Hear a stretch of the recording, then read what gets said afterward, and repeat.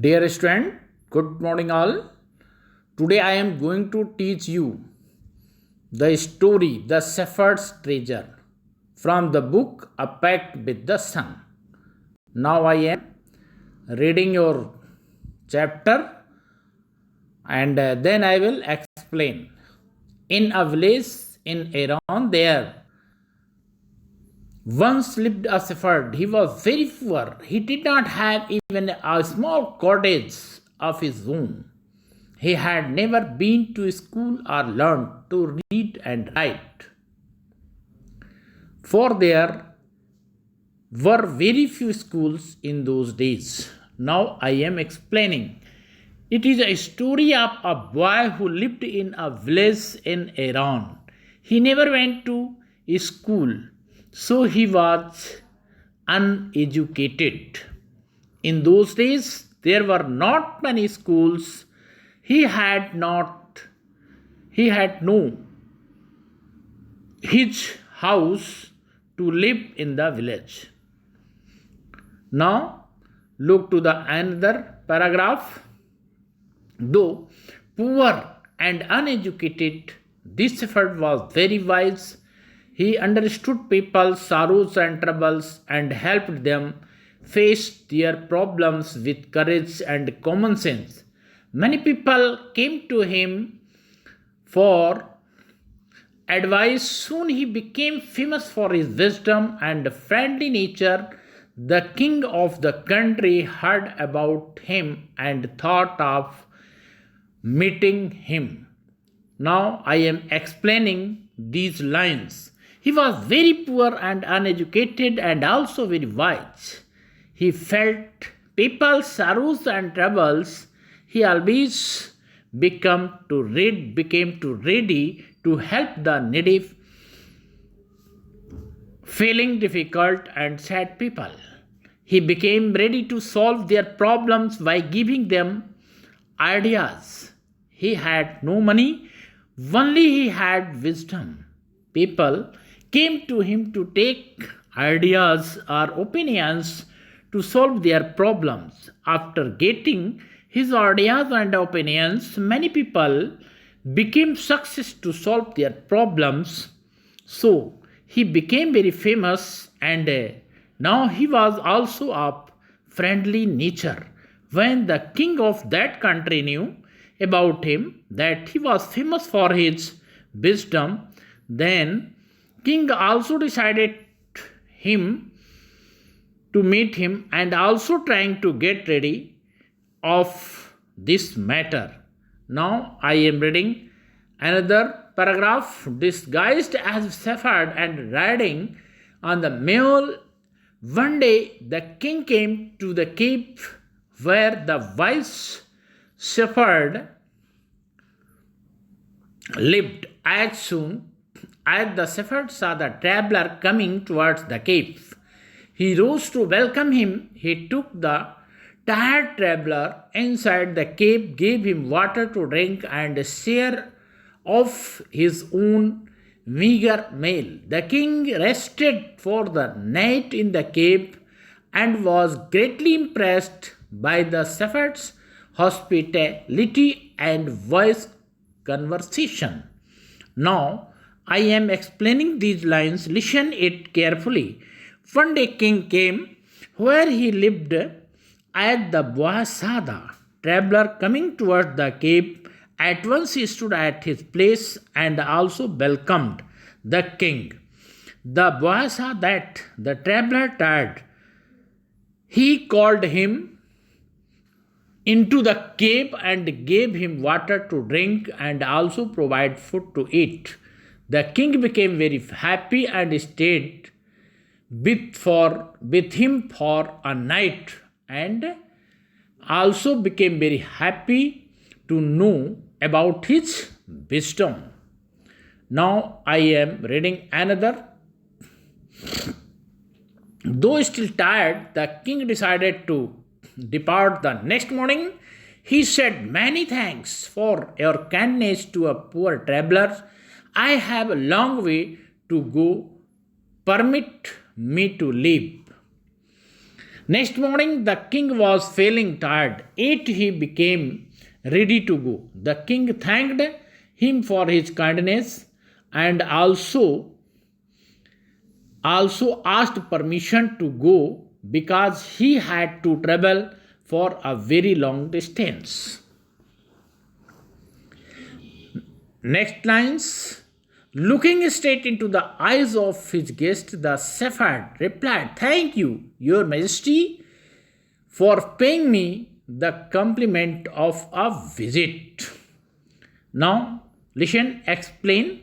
The boy looked towards the guest and answered and thanked him to provide him for the service of the guest. Now I am reading another lines. The king was astonished as well as pleased. He is indeed very wise. He thought to himself, I need people like him to work for me. And the king appointed this humble shepherd the governor of a small district. Then the king became very surprised and also very happy to his service. And the king was feeling that he was actually very wise. The king thought that he needed like this boy, so he appointed him the governor of a small district. Although he rose to power and dignity, the shepherd remained as humble as ever. People loved and honored him for his wisdom, sympathy, and goodness. He was kind and just to one and all. His fame as a fair and wise governor soon spread throughout the country. Now I am explaining and listen these. In this way, he became powerful. Why? While he was very humble as before, people loved and honored him for his wisdom, sympathy, and goodness. He behaved for all equally. Due to these all good qualities, he became famous all over the country. Now, the governors of other provinces grew terribly jealous of him and began to talk to the king against him. They said he is very dishonest and keeps for himself part of the money that he collects as tax from the people. Why did he always carry with him? They added an iron chest. Perhaps he carried in it the treasure that he had secretly collected. After all, they said mockingly, he was an ordinary shepherd and could behave no better.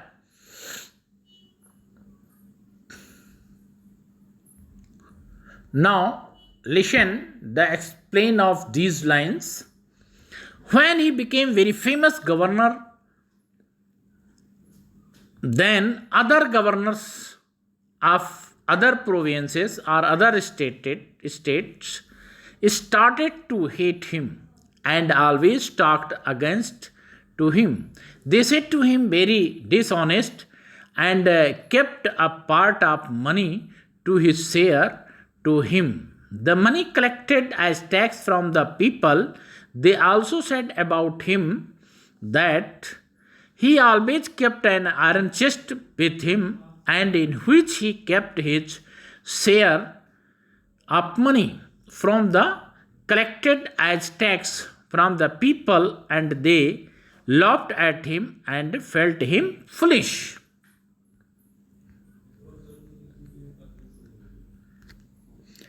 At first, the king did not pay attention to these reports, but how long could he ignore these governors and their endless stories about the shepherd? One thing was certain. The king discovered the new governor did carry an iron chest with him all the time. Now, listen, explain of these lines. Other governors complained against him to the king at first time. The king did not give attention towards him, but other governors complained again and also said that he always kept an iron chest to him, and in which also kept money collected tax from the people. So at last the king became ready to call him. So one day the new governor was summoned to the palace. He came riding on his camel, and to everyone's delight, the famous iron chest was there, fastened securely behind him on the camel's back. Now listen, explanation of these lines. One day the king called the new governors to the palace. Many people were called to see his collected money, which was tied on the camel's body.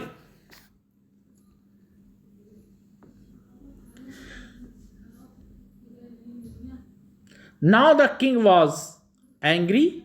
He thundered, "Why do you always carry that iron chest with you? What does it contain?"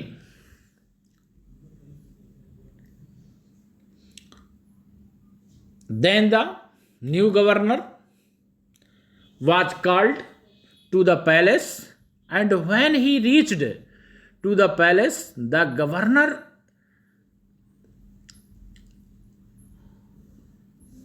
asked him loudly about to keep an iron chest with him always. The governor smiled. The governor smiled. The governor smiled. He asked his servant to bring the chest. Now, eagerly, the people standing around waited for the shepherd to be found. But how great was their astonishment, and even of the king himself, when the chest was opened! No gold or silver or jewels, but an old blanket was all that came out holding up. Now listen, explaining of these lines. When the new governor reached in front of the king became very angry and asked him why he always kept an iron chest to him. Then what he kept in it. Then the new governor smiled and ordered his servant to bring the iron chest. King and people were very eager to know about what were kept in the iron chest.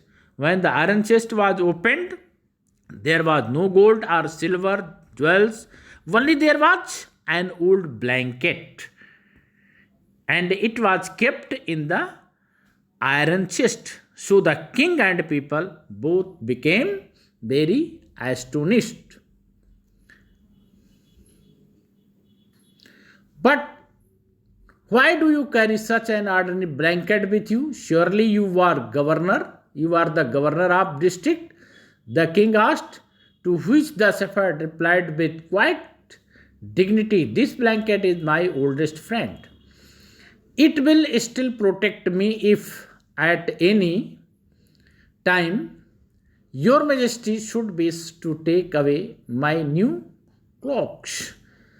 Then the king asked him, why do you keep this ordinary blanket with you while you are appointed as the governor of a small district?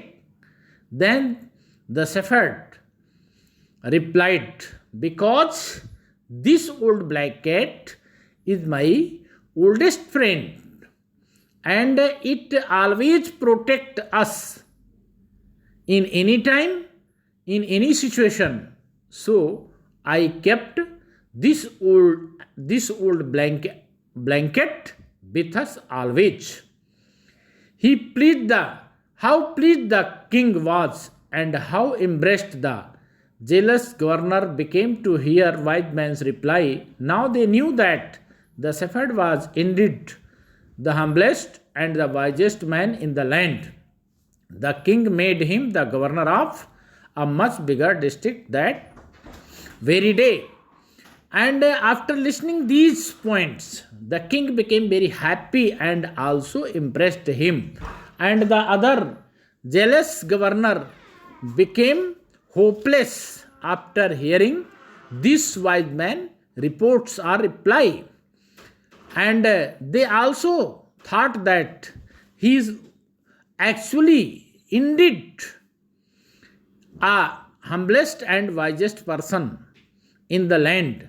And now the king became very happy, and he appointed him to the governor of a much bigger district. Okay, student, thanks. And in the next video, I will provide you the solution of this story. Thanks.